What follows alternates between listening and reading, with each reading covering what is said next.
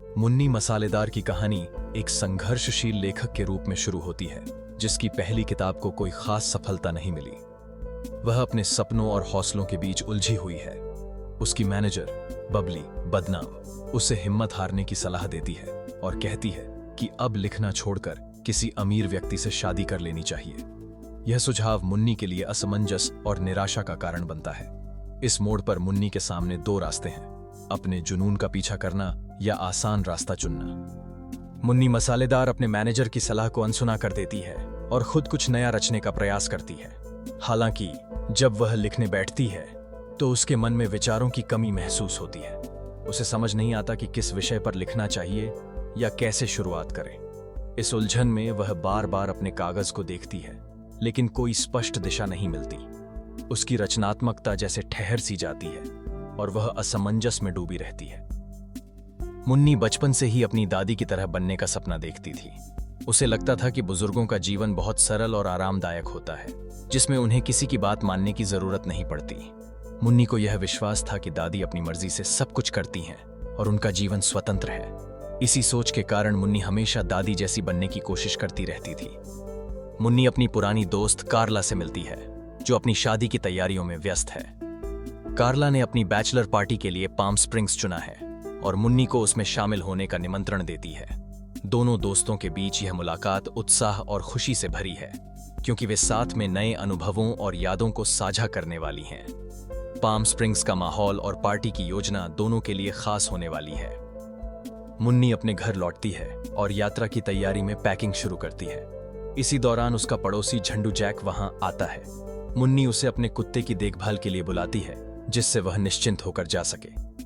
झंडू Jack, जो मुन्नी को पसंद करता है, उसके साथ घूमने की इच्छा प्रकट करता है। इस हल्के फुल्के संवाद में दोनों के बीच मित्रता और झंडू जैक की भावनाएं स्पष्ट रूप से दिखाई देती हैं। मुन्नी ने जैक के प्रस्ताव को नजरअंदाज कर दिया और सीधे कार्ला के घर पहुंच गई। वहां उसकी सहेलियां चुस्की और एक अन्य दोस्त पहले से ही मौजूद थीं।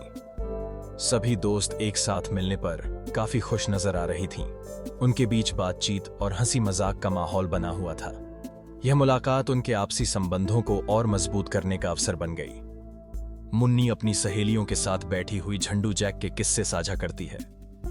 उसकी बातें सुनकर सहेलियां हंसी मजाक में उसे छेड़ती हैं और बोल्ड अंदाज में सलाह देती हैं कि उसे झंडू जैक के साथ थोड़ा वक्त बिताना चाहिए। वे उसे प्रोत्साहित करती हैं कि वह झिझक छोड़कर जैक के साथ घूमने जाए, शायद कुछ नया अनुभव हो।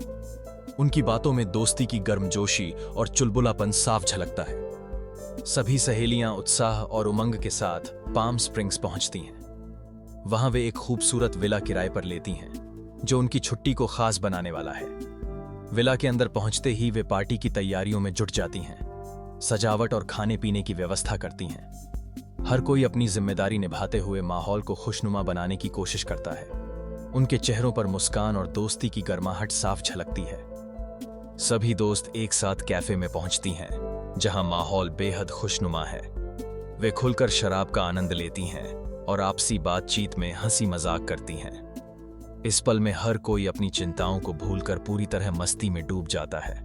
उनके चेहरों पर मुस्कान और आंखों में चमक साफ नजर आती है, जिससे यह शाम उनके लिए यादगार बन जाती है। कार्ला ने प्रसिद्ध गायक सतीश मुठमारे के निजी कॉन्सर्ट में जाने का उत्साहपूर्वक योजना बनाई।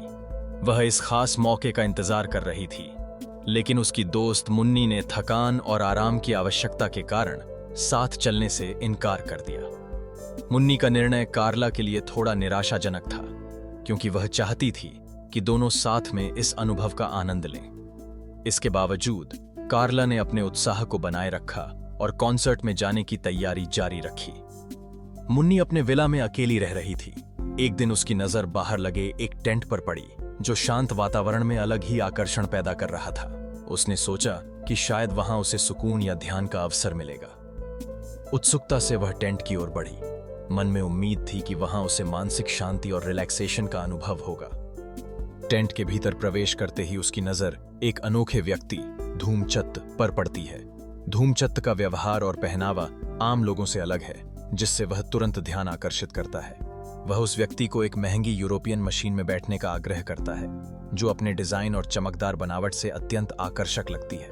यह मशीन उसके लिए पूरी तरह नई और रहस्यमयी है, जिससे उसके मन में उत्सुकता और हल्की चिंता दोनों उत्पन्न होती हैं। इस अप्रत्याशित मुलाकात से कहानी एक दिलचस्प मोड़ लेती है। धूमचंद ने मुन्नी से उसके जीवन के लक्ष्यों के बारे में जानने की कोशिश की, लेकिन मुन्नी स्पष्ट उत्तर देने में असमर्थ रही।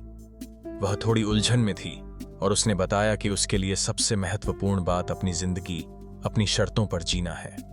मुन्नी के लिए स्वतंत्रता और आत्मनिर्णय ही असली लक्ष्य हैं, न कि समाज द्वारा निर्धारित कोई विशेष मंजिल। उसकी सोच में व्यक्तिगत खुशी और संतुष्टि का स्थान सर्वोपरि है। मुन्नी अपने दिल की बात साझा करती है कि वह अपनी दादी की तरह बनना चाहती है। वह खुद को 70 साल की बुजुर्ग महिला मानती है, जबकि उसकी असली उम्र केवल 30 साल है। मुन्नी को लगता है कि उसके विचार और जीवन शैली उसकी उम्र से कहीं अधिक परिपक्व हैं। वह अपनी दादी की सादगी, अनुभव और समझदारी को आदर्श मानती है। यह भावना उसके व्यक्तित्व और सोच में गहराई को दर्शाती है। मशीन की लाइट्स अचानक रंग बदलती हैं और फिर पूरी तरह से बंद हो जाती हैं। मुन्नी घबराकर बाहर निकलती है, लेकिन बाहर आते ही उसे अपनी हालत देखकर झटका लगता है। वह देखती है कि अब उसकी त्वचा झुर्रियों से भर गई है, बाल सफेद हो चुके हैं और शरीर कमजोर महसूस हो रहा है। मुन्नी को एहसास होता है कि वह सचमुच 70 साल की बूढ़ी औरत बन चुकी है। यह बदलाव उसके लिए अविश्वसनीय और चौंकाने वाला है। मुन्नी अचानक बहुत घबरा जाती है और मदद के लिए धूमचंद को पुकारती है, लेकिन उसे यह देखकर हैरानी होती है कि धूमचंद वहां से गायब हो चुका है। मुन्नी असमंजस में पड़ जाती है और उसे समझ नहीं आता कि उसके साथ आखिर क्या हो गया है। उसकी चिंता और उलझन बढ़ती जाती है, क्योंकि वह खुद को अकेला और असहाय महसूस करती है।